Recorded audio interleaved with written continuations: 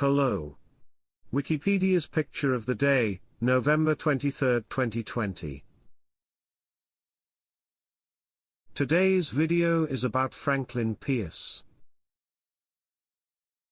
Franklin Pierce, November 23, 1804 – October 8, 1869, was the 14th President of the United States, 18,531,857, a Northern Democrat who saw the abolitionist movement as a fundamental threat to the unity of the nation.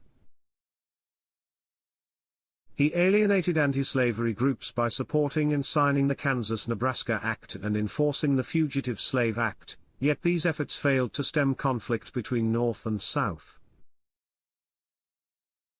The South eventually seceded, and the American Civil War began in 1861. Historians and scholars generally rank Pierce as one of the worst and least memorable U.S. presidents.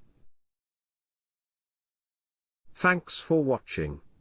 And don't forget to like, comment, and share.